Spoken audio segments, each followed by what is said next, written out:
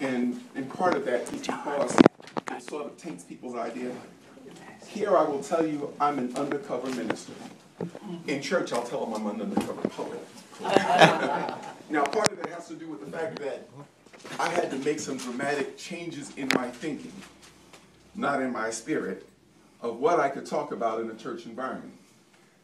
Tonight, because this is not church, I will do love poetry. And some of it will be very erotic. So, I will begin with something that's puppy love that I just recently wrote for a puppy love, and then after that, it launches. Is that all right? Okay.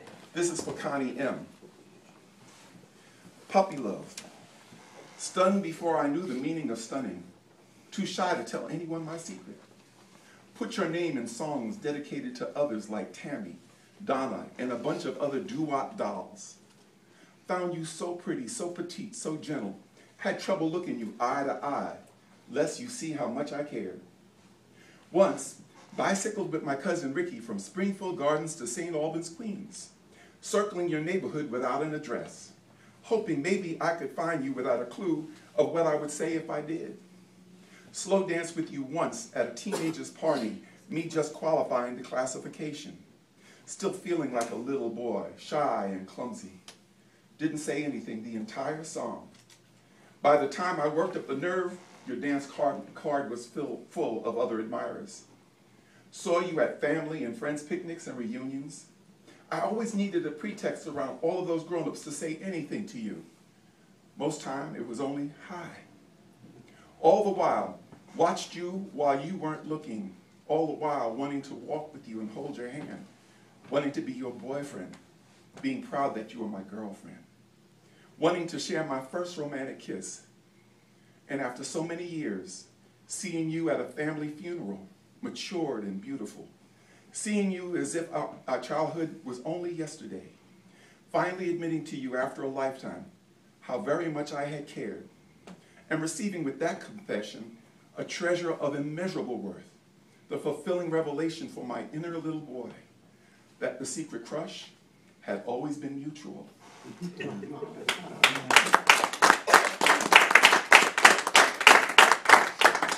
Now, as I launch into the next thing, I should tell you that when I was 19 years old, I came home from the Air Force on leave, and a girlfriend had an album on called This Is My Beloved, with Herbie Mann playing. I was a Herbie Mann fan, big time.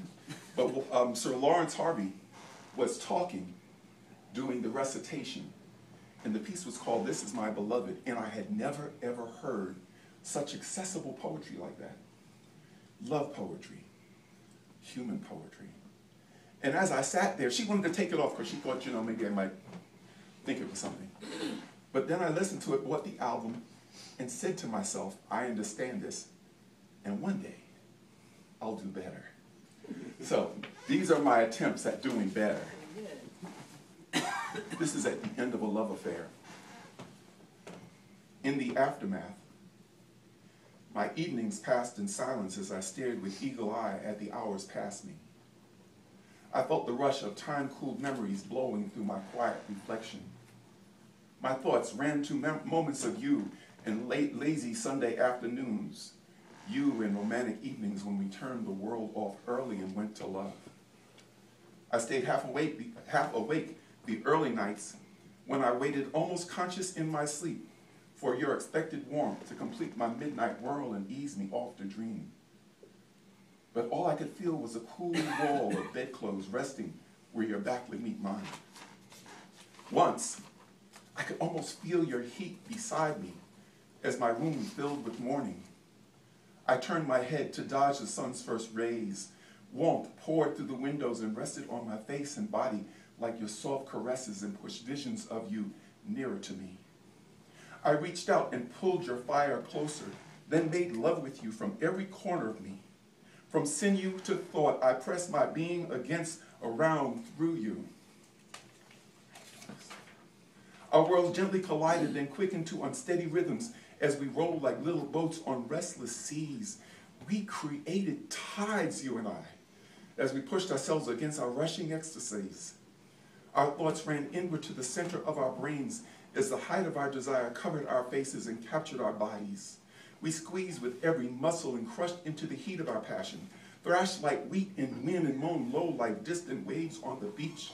Screams of joy and love burst from the bottom of us, echoed and amplified through us to each other. You cried out, "Oh God, yes!"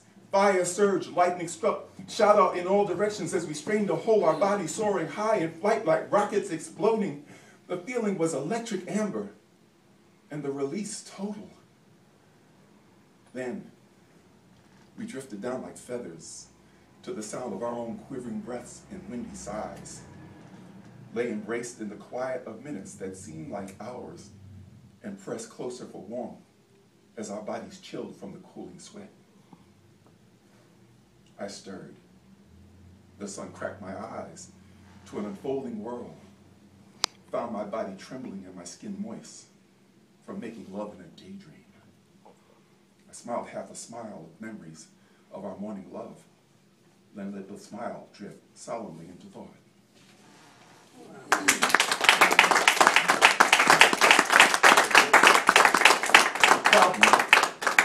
The problem with being really in love, and this was my first and strongest love. I even tried to marry her. This last time it didn't work either. I did. Compared every woman to her. And then just 4 years ago got married to that very woman so I could stop making comparisons. Should have stayed with the comparison idea. Don't you tell her I said that. But don't you tell her. One of the things, yes, it's all right. I told her that anyway. One of the things that happened is that our linkage, personally, physically, was so tight that it was real easy for me to say her name. This next piece is called Who. I called your name. Swooning in the swirling currents of love remembered, riding the waves of the happiest of our recalled moments, caught in the curl of rising rushes of romantic fantasy and frenzy. I called your name. Held it in the grip of anticipation, ready to release it so it could take flight and soar. Shouted it like an amen of witness to our lover's prayer. I called your name. In the pitch black brightness of the moment's heat, in the thousandth rewind of our replayed romance, I called your name. And in the sudden stillness of the passing passion, somewhere in the striking silence of another universe, a cautious voice asked, "Who?" I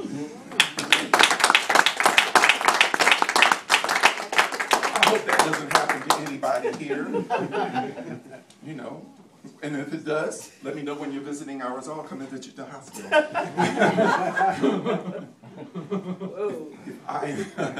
If I am your vintage, if I am your vintage, read me for understanding and smile that I am a good year. Let your anticipation grow, caressing me gently for the treasure that I am. Let me open to your suggestion and give breath to the notion of our mutual fulfillment.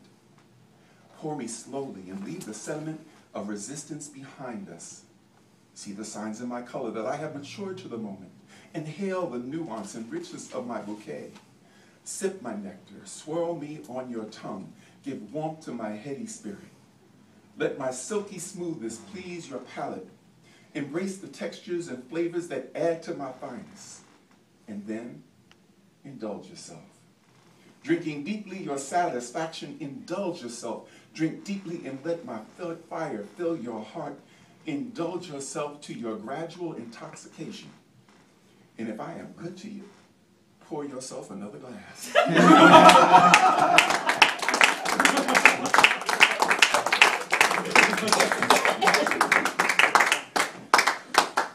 We are now getting into the funky stuff.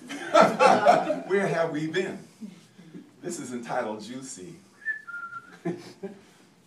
She blushed when he gasped and then sighed, "Juicy." Blushed and searched for words, apologies for her fluid state. that ever seemed to sign her feminine presence on clothing and sometimes even places where she took seats. She blushed and searched for words to explain away her wet, hoping that her damp reality would not dampen his spirits, stop him on the notion of a messy motion. She didn't see, missed his mood of ecstatic eyes drawn close at the whim of tropical waves rushing against his shores, could not dream with him of smooth waters that would let his boat ride fast and sure to dock freely, firmly at her port. She didn't sense his immediate elation at the prospect of playing on her sweet, salty beaches and wading in her tides, couldn't imagine with him the taste of free-flowing brine on his lips, his tongue, and feel the rush of her surf dashing against his body. Couldn't sense, couldn't dream that the flowing fount of her femininity was the very nectar that he longed for. So she looked for words to hold a moment that she felt was draining away, until he opened his smiling eyes and eased her mind. I love Juicy. Ooh, I love Juicy.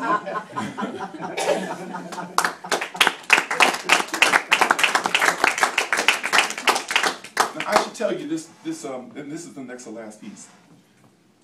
That first great love, it was written for her. Most of these things have been written for her. But that first great love, I was in my late 20s. And her mother and father had flown in from California to visit us in New York. They did not know that we lived together when they came. That was the first shock. The second shock was that she had a reception for them, and I read this piece. Now, my mother was there too, but my mother knew her son. And she said, Ronnie's going to read poetry. And I did. And during the entire piece, her mother and father sat there with their mouths agape in shock. It's called Samala Barati. Boom, boom, boom, boom.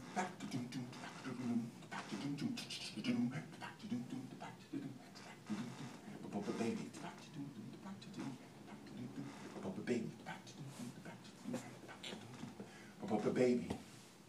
Baby, when the summer comes, when the nights are damp and balmy, when the city lights stream through the windows with the cool breeze and the sound of the rooftop drums come sliding in, I think of us, the love drummers.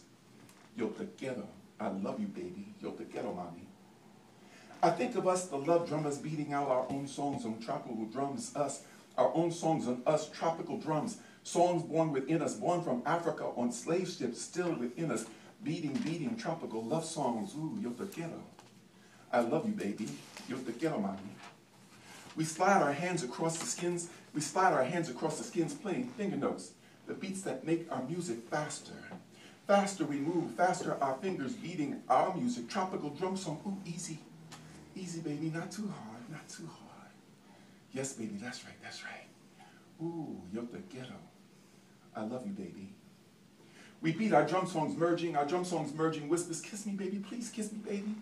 And warm wet tongues like drumsticks, rolling across the skins, rolling, making the song vibrate. Our music merging, baby, your body's so beautiful.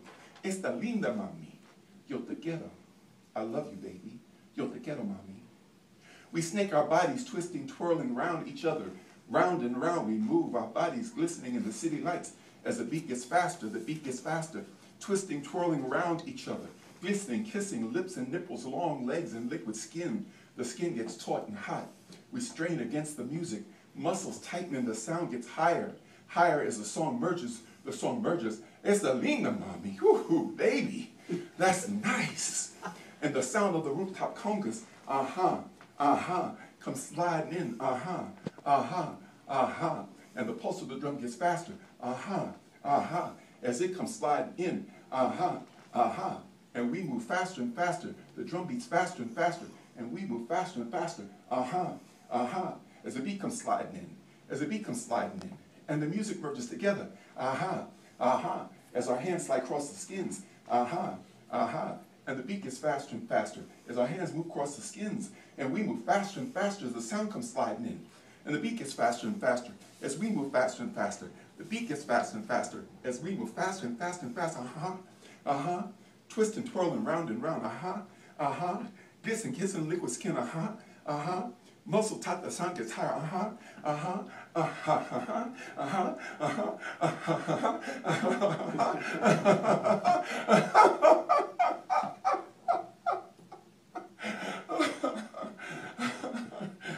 baby, I love you. I love you. I love you. Dum, dum, dum, bop. Fade the bright lights of the city. Dum, dum, dum, bop. And the sound of the rooftop drums. Birds break out a cappella with the first warmth of the morning sun. Then the noises of the city and the beat of the summer comes. But nothing can fade the internal beat of our African tropical drum. I love you, baby. I love you. You're the ghetto mommy.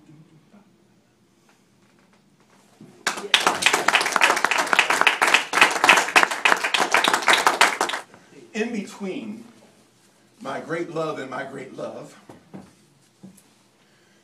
I was in a place of romantic, I'm not going to say mourning, but stasis. I had decided that I didn't want to be involved in a love affair again, and that I was going to settle for a platonic relationship if I could have anything.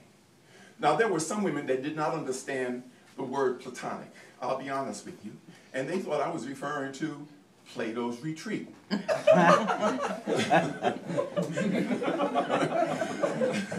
had to explain it, because what are we doing now? We're going to the movies, what?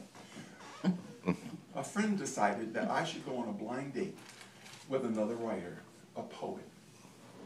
And I did. She was a very nice woman, and we were great friends. And then one day, out of the clear blue, she announced to me that she loved me, which was kind of shocking. And then I thought about it for a second, actually a little bit longer, and I said, I can do this. The only thing is, after she made that announcement, 6 months went by and nothing at all had happened. We had been performing together as part of a poetry presentation, a repertoire group, and she turned to me one day and said, Ron, you're a writer and you've written about everybody else, but you've never written anything for me. Be careful what you ask for. And so I wrote, after 6 months of this relationship in which I have written your ups and downs like a captive note in a scaling exercise, tried to sway with the push-pull of your need, not need, sat unused through the movements of your silent symphony, tried to stay in tune time while you banged out non-chromatic chords, beat myself, trying to upbeat your melancholic arias, and bent the sound of my otherwise musical disposition into erratic noise, I have decided to rest.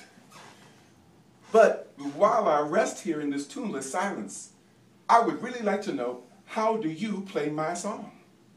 How do you play my song in whirling swirls of sound, dizzying waltzes, triumphant crescendos, quiet lute-like phrases on a droning wind, cascading love into a sea of music? Or do you beat it like a drum to old battle marches when real music was lost to war? How do you play my song? How do you strum my strings? Like the composer, searching, testing, trying to put together that sound that harmonizes? Do you squeeze from me the sounds of smiling children and dreamlike eyes? Or does your mind see barbed wire and your scars ache as you pluck too hard for music? Do you rip at my chords with snarling teeth trying to reproduce the sound of your own anguish? How do you play my song?